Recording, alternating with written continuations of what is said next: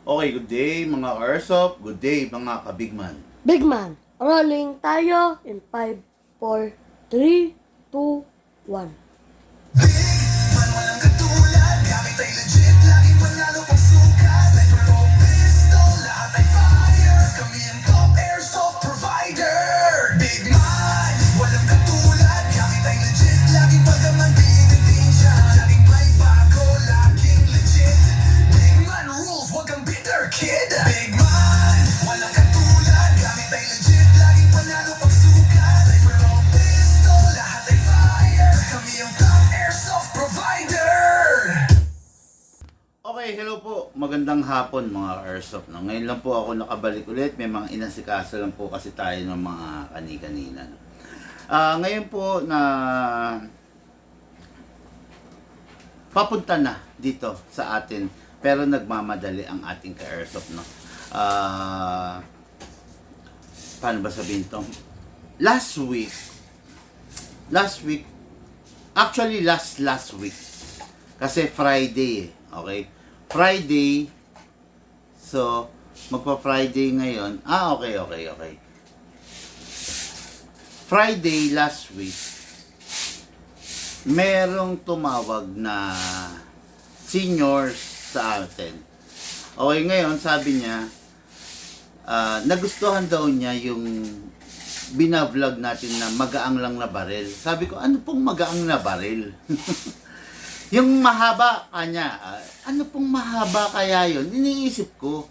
Ang tagal kong iniisip, ano yung mahaba na magaang na baril? Tapos, actually, naiinis na sa akin tong tao na to kasi ako raw yung makulit. Pero sa aking pananaw, hindi ako yung makulit eh. Di ba?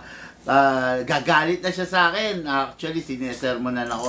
Ba't ganyan ka, big man? Hindi mo alam yung produkto mo. Sabi ko, sir, produkto ko po ito, alam ko.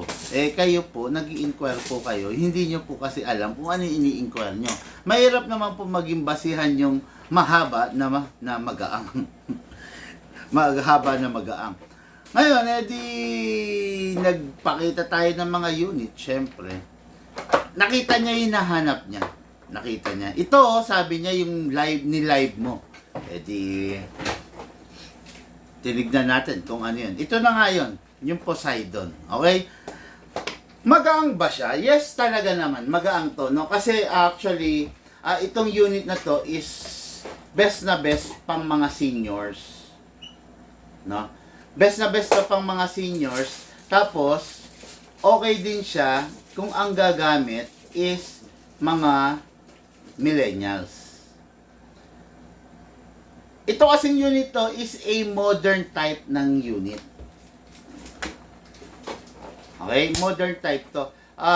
Meron ba, hindi mo na ano? Meron ba tayong modern type to ng unit. So, paano ba sabihin to? Ito yung unit na magaang, ayan, makikita nyo, mga Airsoft, madali siyang i-maneuver, no? Kasi hard polymer ang labas niya. So, hindi nakakadagdag sa weight ng unit. Ngayon, ang loob nito is magandang klase because Poseidon is we can consider not a high-end version of Taiwan. Pero, isa sila sa magagandang klase pagdating sa mga Taiwan maker, no? So, masasabi ko na okay siya kasi ina-upgrade namin to eh. Okay? Ang normal FPS nito pag dumating dito sa atin, dito sa Pilipinas, is around 400 to 420 lang ito. Yun ang FPS nila. Pero tayo, na itataas natin doon sa pinakakaya niya. Okay? Tatandaan nyo to ha, hindi tayo pwede mag-upgrade ng sobra-sobra doon sa kakayanan ng unit. Ayaw natin yung kasi masakit sa ulo yun. Babalik at babalik sa atin yung customer, babalik at babalik sa atin yung bossing natin, yung ka-airsoft natin, magre-reklamo. 'Di ba? Big man, sira yung unit ko. Di gagawin natin, 'di ba? Kaya hindi tayo pwede mag-upgrade ng alanganin, ng hindi kakayanin ng unit. Okay? So ngayon itong unit na to is pina-upgrade. Akala nga namin hindi na babalikan. Kasi hindi na kumukontak at saka hindi sumasagot si tatay. Okay, no? Si tatay ay isang kakaano lang niya. Kaka 60-year-old. Actually, magsi 60-year-old siya. Gaganapin sa Cavite sa itong Sabado na darating. Kaya ngayon pupunta sila sa Tagaytay, dadaanan to. Okay? Si tatay ay taga Angat, Bulacan. Angat, Bulacan is around 30 to 35 kilometer away dito sa kinakatayuan ko dito sa lugar namin, no? So from Angat, Bulacan, dadaan ng Santa Maria, Bulacan, then didiretso sila ngayon ng doon sa bahay nila, sa farm nila sa Tagaytay. Oh, grabe, big time, Tagaytay City, no? Okay, so itong unit na to, sabi ko nga sa inyo, malakas to kasi upgraded. Normal FPS nito pagdating sa Pilipinas, 400, 420. Pero ngayon, hindi lang natin sigurado, pero hindi na lang ako magbabanggit, pero mamaya i-chrono test natin to. Okay? Ito yung unit na napaka-modern kasi pwede mong i-connect via cellphone. Lucas, pengin cellphone na pwedeng pag-connectan nito. Pwede mo siyang i-connect via cellphone, tapos hard polymer ang body. Kung ano yung nakikita yung itsura niya, yan na ang itsura niya. Hindi na mababago yan, hindi na magmumukhang luma kasi hard polymer nga to. Hindi po siya nagagasgas. Yun ang isa sa pinakamaganda rito sa unit na to. Bukod sa magandang internals, laman loob, hindi siya magagasgas.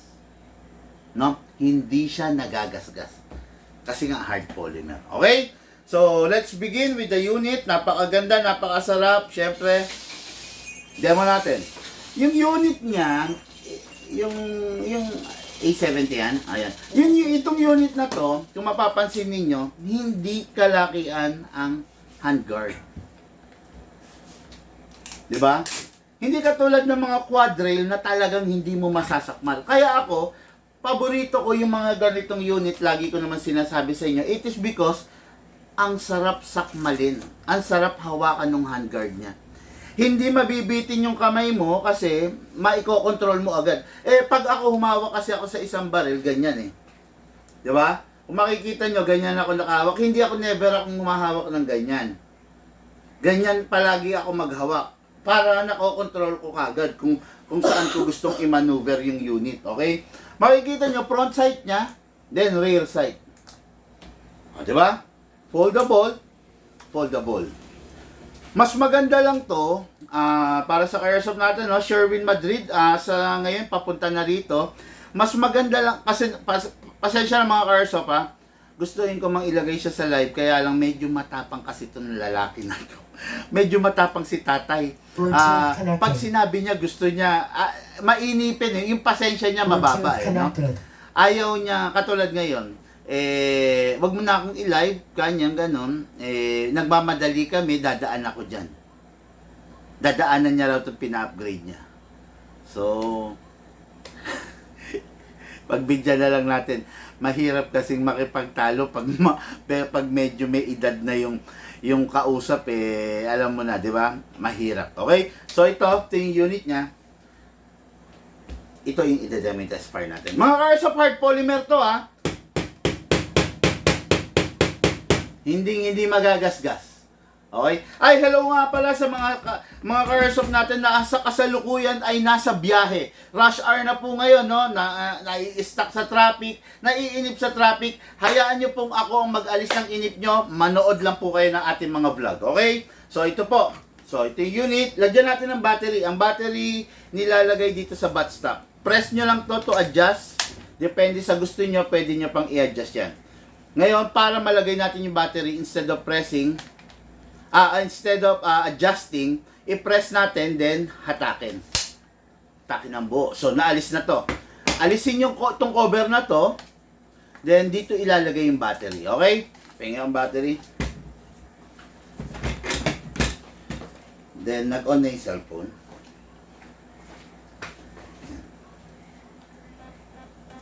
Ayun. Okay, this unit, sabi ko nga, is a modern. Actually, hindi ko inire-recommend to para sa mga seniors natin. Actually, hindi ito yung highly recommended ko. Kaya lang, ayaw ko na lang makipagtalo kay tatay. Siyempre, ang gusto niya, yung magaang, ito magaang, gusto niya yung malakas, ito malakas. No? So, ayaw ko na lang makipagtalo. Ayan. Okay, no? So, ito yung unit niya. Okay? Bakit ko sinabing pang millennials to? Kasi masyadong komplikado to. Actually, hindi ito yung nababagay kay tatay. It is because si tatay ay isang seniors. Ang gusto lang naman ng isang seniors is yung baril niya, pag pinindot, puputok, puputok, puputok. Full mechanical lang. Kaya lang ito kasi medyo komplikado kasi may computer box to. Meron tong tinatawag na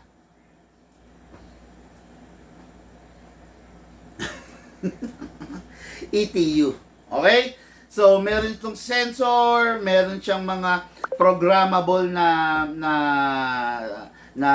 ETU sa loob na hindi naman kakailanganin ni tatay. Pero dahil nga ito yung request niya, ibibigay lang po natin. Okay? Katulad nito mga ka-Airsoft, papakita ko sa inyo. Ayan. Merong app sa cellphone na i-connect mo rito para makontrol mo siya. Ayan, no? Tingnan nyo, ha? Okay, ayan. Ayan. Click ko rito, ha? Pumuputok siya, di ba? Ngayon, rapid natin. Ayan, oh. Ay, hindi. Sa rapid fire, okay, dapat naka-auto ba? Tama ako?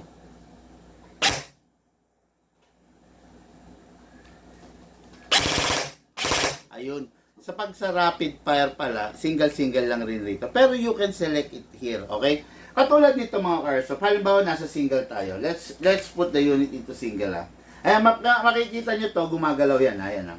Single, rapid, single, safe, single, rapid, safe. Oh, yan, di ba? Gumagalaw yan. Makikita mo dyan, ma-access mo dyan. Tapos ito pa, pag isiningle mo siya, pwede mong iset kung ilang putok ang gusto mo. Ayan, oh. Halimbawa, nilagay ko sa 3, 3 putok. Ibig sabihin, pag yung single fire mo, 3 putok. Ito, tulad nito. Oh, di ba? 3 putok. Halimbawa, gusto mo yung single fire mo, 2 putok lang. Lagay mo lang sa number 2. Oh, di ba? Na-program siya. Yung single mo, gusto mong 5 putok. O, diba?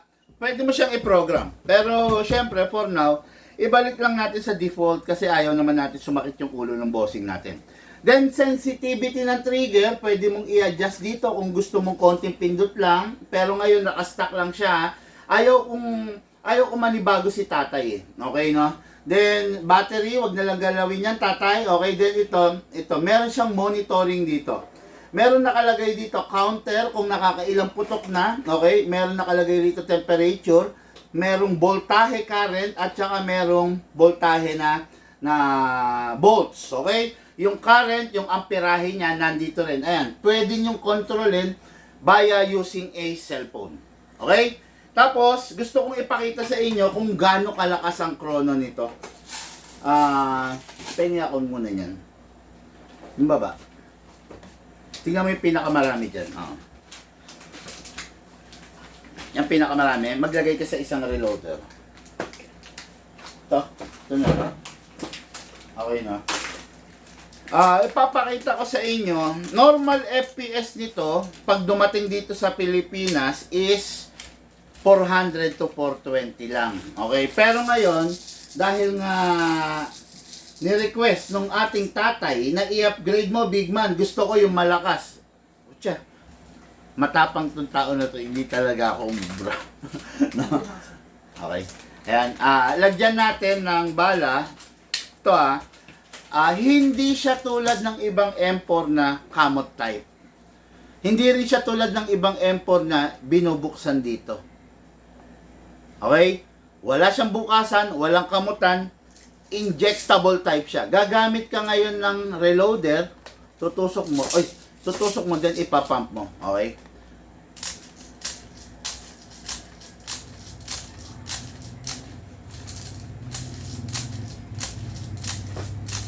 Okay, huwag na natin ganun punuin. Oops, sayang. Huwag na natin ganun punuin, ha. 50 rounds ang laman ng isang magazine. Okay. Look, ikaw nga. Pasok mo pa rito. Lagay mo yung target natin doon, ha. 150 rounds. Tapos, maglagay tayo ng .20 kasi magko-chrono test tayo. Ayan. Firing na ito. Okay na 'yon. Para lang maipakita natin yung chrono. Sa tabi mo yung bibis, ah. Ayan. Para lang makita natin yung chrono, no? Okay, ngayon yung sinasabi ko sa inyo mga ka-airsoft, pagdating nito sa Pilipinas 400 to 420 FPS lang. Pero ngayon, tignan natin to. Okay? Tignan natin kasi in-upgrade ko last week to eh. Pasok natin sa unit. Ready to fire. Okay? Single fire.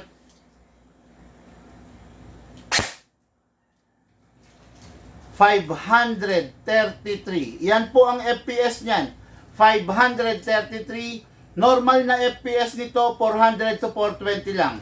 Pero nung in-upgrade natin 533 FPS, 531 FPS, 532.4 FPS, 531 FPS. Nakakatuwa kasi stable siya. Okay? Para sa mga ngayon lang dumating dyan, mga ka-airsoft, itong unit na to is... Okay. Itong unit na to is AEG type. Ibig sabihin, battery type. Battery type siya. Ibig sabihin, powered by a battery. Okay? Ngayon, siyempre, ipa-fire natin. Okay, isa pa sa special features dito, ito. Okay, patay yung ilaw. Isa sa special features nito, lahat pati yun. Oh. Ito, isa to sa special features nitong unit na to, ha. Yan. Ay, nagbukas yung CCTV. Pero kita ba? Kita.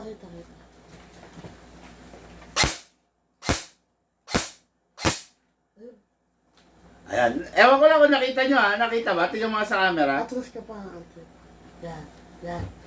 Kita na yan. Yan. Isa sa special features ito mga ka-airsoft. Ayan na, tingnan nyo. Kita.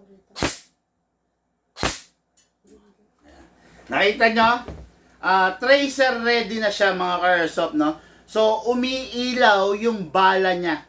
Okay? Umiilaw yung bala niya. Gagamit lang po kayo ng Tracer BBs. Actually, this is the first time na nag-vlog ako nito.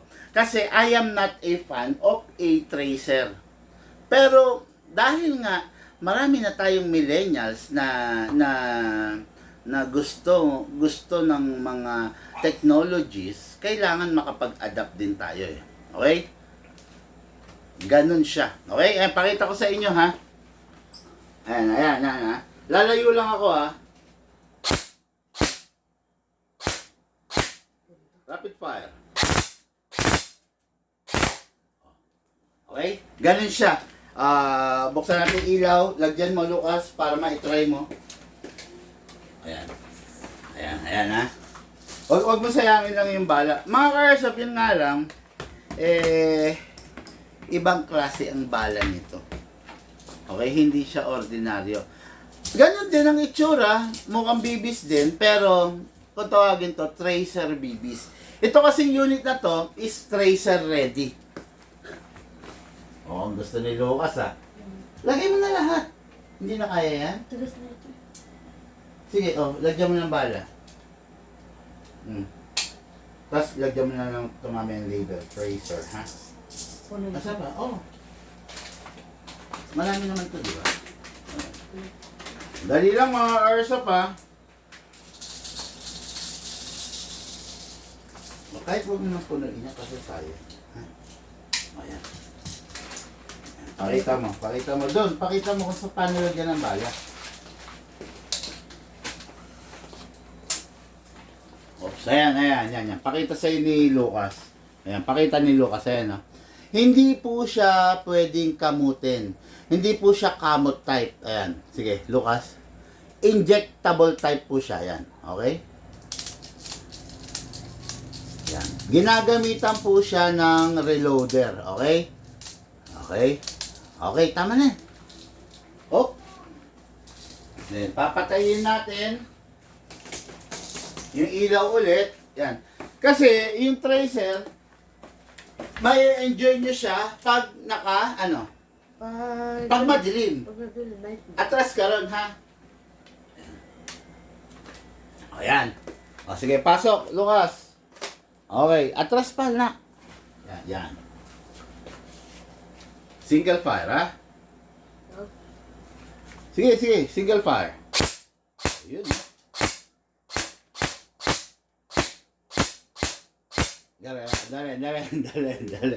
Dali. Ililipat natin dito. Okay, yan.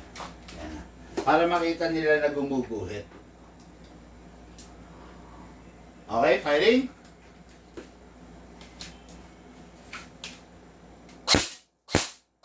Oh, yun. Okay. Try mo yung rapid fire. Burst lang.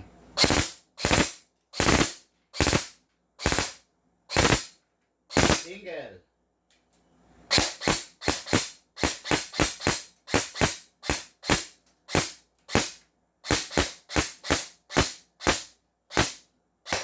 Okay. Oh, yan. Ayan, nakita nyo, ha? Oh, yan, ha? Ito, ha? Oh, yan. Oh, yan. Okay, buksan lang yung ilaw. Okay. Oh, madami. Yan, no? So, ayun, nakita nyo na. Di ba? Ha? Oh, balipat mo na dito. Galing, no? Oh, yan. Kaya, gusto mo isa? Kaya, yun ang pinaka special features nito kung bakit yung sinabi pwede sa mga millennials. Actually, kung matanda ang gagamit, hindi niya kailangan yun, di ba? Pero maliban na lang kasi gagamitin tong unit na to sa farm. Siyempre sa farm, pag gabi madilim, di ba? Pwede rin pala, okay, sorry. Hindi, babawin ko yung sinabi ko na alanganin to sa mga may edad, no? Babawin ko po yung sinabi ko na yon, hindi po, no? Pwede rin pala. Kasi kung sa farm, pwede sa mga no? Pag maliwanag, hindi mo ma-appreciate kasi hindi mo makikita. Pero pag madilim, saka mo siya mas makikita ng lubos, okay? Ayan, no? So, ito yung unit natin ka-airsoft from 400 to 420 na i-upgrade natin ng 530. Ito na. Yung unit, kailangan sa tuwing hindi mo gagamitin, isa-save mo. Lalagay mo sa rapid fire, press mo na 1 second, then single fire, then put it back to save. Tandaan nyo, pag ito hindi nyo sinave, sayang po yung upgrade na ginagawa natin, no? Manghihina siya. Sayang yung in-upgrade natin, sayang yung nilagay nating spring, manghihina, mangangawit, mangangalay. Kaya kailangan lagi nating isa-save yung unit, okay? Tapos ito pa, di battery to, di ba mga ka-airsoft, pinakita ko sa inyo.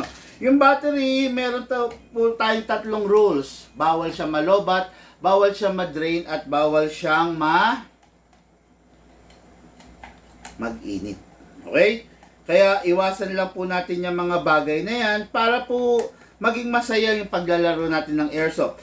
Pag hindi po natin naiwasan yung mga bagay na yan, ako po, sasakit po ang ulo natin. Yung ibibigay nating battery is upgraded type of battery. This is a LiPoly battery.